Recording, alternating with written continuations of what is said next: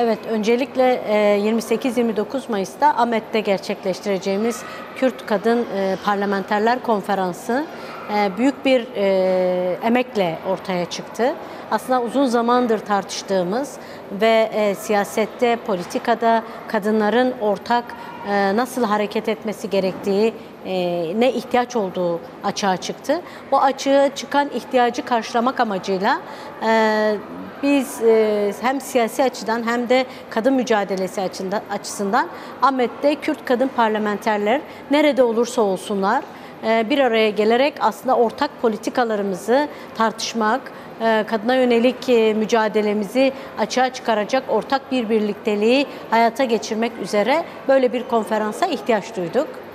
Evet, siz de biliyorsunuz ki uzun süredir Orta Doğu'da ve dünyada yaşanan savaşlar var ve Orta Doğu'daki son dizaynda da zaten ulus devletlerin, erkek egemen zihniyetin bu dizaynda büyük rol oynadığını ve savaşlarda en çok etkilenenin de kadınlar olduğunu biliyoruz. Dolayısıyla bunun karar vericisi de aynı zamanda hem erkek egemenlikli zihniyettir hem de ulus devletlerdir. Biz de tam bu noktadan hareketle ulus devlet anlayışına demokratik bir siyasetle verilecek bir cevabı açığa çıkartmak ve bununla birlikte kadın mücadelesindeki ortak birlikteliği yaşamsallaştırmak adına böyle bir çalışmaya ihtiyaç duyduk. Aynı zamanda barışa en çok ihtiyacı olan da kadınlardır. Bu Orta Doğu'da kadınların yok sayıldığı, eve kapatıldığı bir ne yazık ki bir süreci yaşıyoruz aynı zamanda. Karar mekanizmalarına dahil edilmediği bir süreci yaşıyoruz. Burada Kürt kadınlarının önemli bir rolü ve misyonu var. Bunu birbirimizle paylaşmak, ortaklaştırmak adına da bunu yapıyoruz. Siz de biliyorsunuz ki ilk bir kadın devrimi var Rojava'da. Orta Doğu'da bir modeldir, aslında dünyada bir modeldir. Bütün ülkelerin, bütün insanlığın aslında ele aldığı bir modeli hayata geçirmeyi hedefleyen ve diğer ülkelerin de bunu kendilerine örnek olarak gördüğü bir modeli yaşamsallaştırmaktır. Kürt kadın mücadelesinin bu anlamda farklı deneyimleri de var. Amacımız hem bu savaşa karşı demokratik siyaseti ve demokratik toplumu, barışı inşa etmenin yol ve yöntemlerini birlikte tartışmak, birlikte ortaklaştırmak ve bu erkek egemen zihniyete karşı ortak mücadele hattımızı birlikte ele almaktır. Ve kadınların en önemli alan olan siyasette karar mekanizmalarında yer almasını sağlayarak bu eril zihniyete karşı mücadelemizi ortaklaştırmak amacıyla Kürt Kadın Hareketi olarak böyle bir konferansı önümüze hedef olarak koyduk. Bu konferansa sadece şimdiki seçilmiş parlamenterler değil, daha önceden seçilmiş Kürt parlamenterler, Kürt kadın parlamenterlerin hepsi var. Mesela biz bu son süre biz ifade ederken Leyla Zana'dan başlıyoruz. Mesela Leyla Zana da dahil olmak üzere bugüne kadar parlamentoda yer almış kadın parlamenterlerin, vekil arkadaşlarımızın dahil olmaya çalışacaklar. Onların hepsi dahil olacak. Evet, konferansın amacını birazcık ifade ettik. Aslında amacıyla gündemleri iç içe geçecek.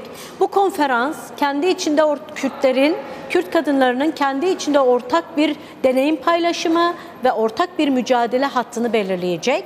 Aynı zamanda Kürt kadınlarının ulusal birliğine de ön açıcı olan bir yerden ele alacağız. Ulusal birliği yeniden hayata geçirmek için Kürt kadınları öncülük yapacak burada. Gündemlerden biri tabii ki ulusal birlik gündemi olacak. Atölyelerimiz olacak ve yine gündemlerimizde en sıcak gelişmeleri biliyorsunuz. Sayın Öcalan'ın da çağrısında, 27 Şubat çağrısında da ifade ettiği demokratik ve barış ve demokratik toplum çağrısına ilişkin kadınların ortak sözü, ortak eylemi ve ortak mücadele hattını hep birlikte belirleyeceğiz. Bir gündemimiz de demokratik siyasetin bundan sonraki süreçte nasıl hayata geçeceği ve burada demokratik toplumun nasıl inşa edileceğine dair ortak bir hattı oluşturmaya çalışacağız. Tabii ki ilk günde deneyim paylaşımları olacak. Her gelen arkadaş, siyasi parti, kadın mücadelesinde yer almış, her dönem yer almış arkadaşlarımızla biz ortak mücadele hattımızı ve şu ana kadarki hem erkek egemen zihniyete karşı kadın hareketinin siyasi partilerde başlatmış olduğu mücadeleyi nasıl ele aldığımızı ve parlamentoda bu mücadeleyi toplumla parlamento arasında nasıl pratikleştirdiğimize dair deneyim aktarımlarımızı yapacağız. Birbirimize deneyim aktarımı yapacağız. Belki ilk gün bu deneyim aktarımlarıyla geçecek. İkinci günde de ulusal birlik çalışması, Kürt kadınlarına yapılan ayrımcılık ve kadına yönelik şiddetle ortak mücadele hattını nasıl açığa çıkaracağız ve daha sonra da ulusal birliğin yanı sıra bir de kültürlerimizi nasıl biz deneyimlerimizle politikalarımızı demokratik siyasette yaşam bulmasını sağlayacağız. Bunların hepsini bir araya getirdiğimizde tartışmalarımız sonucunda tabii ki bir sonuç bildirgesi de açığa çıkartacağız. Bizler kadınlar olarak bu sürecin öncüleri olduğunu ifade ediyoruz.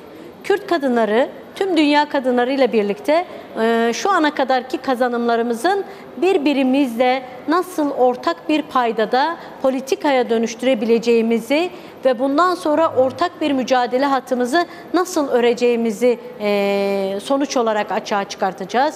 Artık konferans tartışmalarında ortak bir ağ mı, işte inisiyatif mi ya da bundan sonraki hedefimizin ne olacağını hep birlikte tartışmalar sonucunda açığa çıkartacağız. Ama öncelikle bunca yıllık Kürt kadınlarının vermiş olduğu mücadele, parlamentoda vermiş olduğu mücadeleyi birlikte ortaklaştıracağız.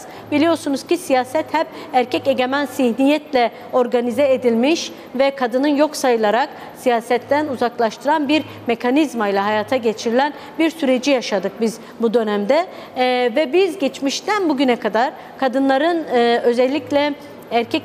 özellikle eş başkanlık sürecinden tutalım, deneyimlerimizde kazandıklarımız, eş başkanlık sistemi, eşit temsiliyet ve bununla birlikte karar alma mekanizmalarına katılımının toplumla parlamentoda bağını ne kadar güçlü kurabileceğimizi ve bulunduğumuz alanlarda ulus devletlerin kadını yok saydığı, Kürt kimliğini, dilini inkar ettiği, yok saydığı, kültürümüzü yok saydığı bir süreçte ortak birlikteliğimizi ve dilimizi, kültürümüzü nasıl yaşamsallaştıracağız? Bunların sonuçlarını hep birlikte tartışmalarda açığa çıkartacağız. Tabii sonuç bildirgemiz de olacak ve bütün kadın arkadaşlarla bir sonuç bildirgesiyle bunu kamuoyuna da yapmış olduğumuz tartışmaları paylaşacağız.